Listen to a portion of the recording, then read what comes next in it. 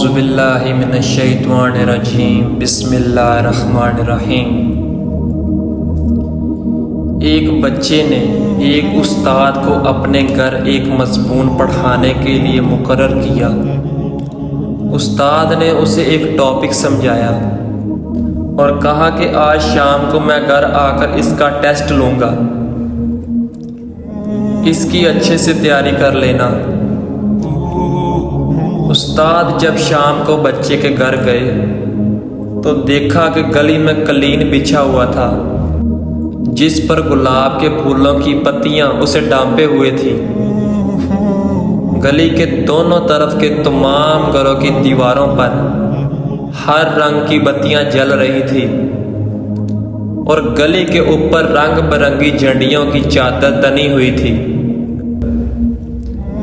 آخر تک استاد جب گلی میں سے گزر کر بچے کے گھر کے دروازے پر پہنچے تو ان پر چھت سے پھولوں کی بارش برسی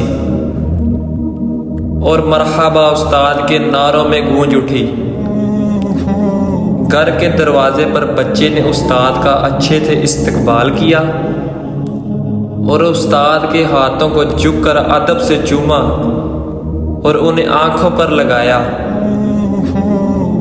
استاد نے پوچھا کہ بیٹا یہ سب کیا ہے؟ تو بچے نے جواب دیا کہ استاد محترم، مجھے آپ سے پیار، محبت، عقیدت اور عشق ہے۔ آپ آج میرے گھر تشریف لائے ہیں تو یہ سارا انتظام آپ کی آمد کی خوشی میں استقبال کیا گیا تاکہ آپ مجھ سے راضی اور خوش ہو سکیں۔ استاد نے فرمایا، اچھا بیٹا یہ بتاؤ کہ تم نے وہ ٹیسٹ تیار کیا جس مقصد کے لیے میں یہاں آیا ہوں؟ تو بچے نے جواب دیا کہ استاد محترم، دراصل میں استقبال کی تیاریوں میں مصروف تھا، اس لیے میں ٹیسٹ کی تیاری نہیں کر سکا۔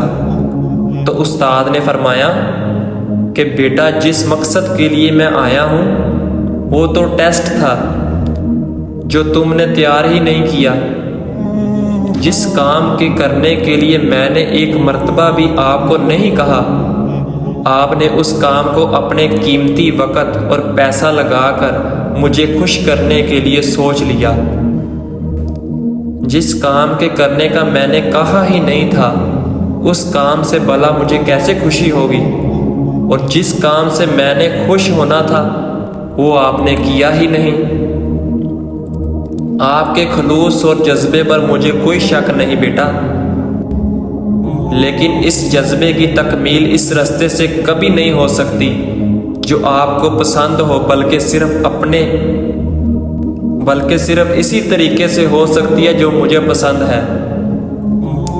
بس یہی حقیقت ہمارے اپنے نبی صلی اللہ علیہ وسلم سے عشق محبت کی ہے۔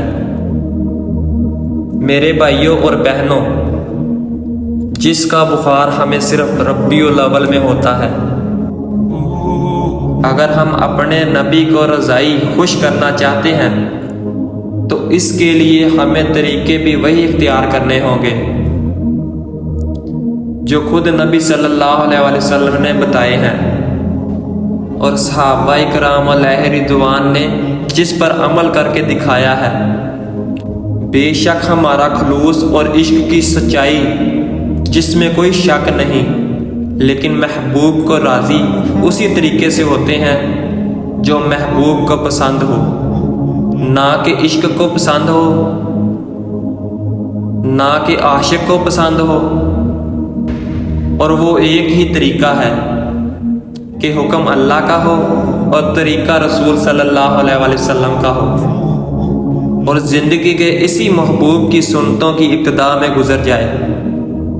کوئی لڑائی نہیں، کوئی جھگڑا نہیں، کوئی باعث منظر نہیں، بس صرف احسان لفظ میں اپنے ہی بھائیوں اور بہنوں کا سادی سی دعوت فکر کریں، اس امید کے ساتھ کہ شاید کہ اتر جائے کسی کے دل میں میری بات۔ اللہ پاک آپ کو سمجھنے کی اور عمل کرنے کی توفیق عطا فرمائے۔ یہ بات تھی عشق کی، عشق کرنے کا طریقہ۔ آمین ثم آمین، جزاک اللہ۔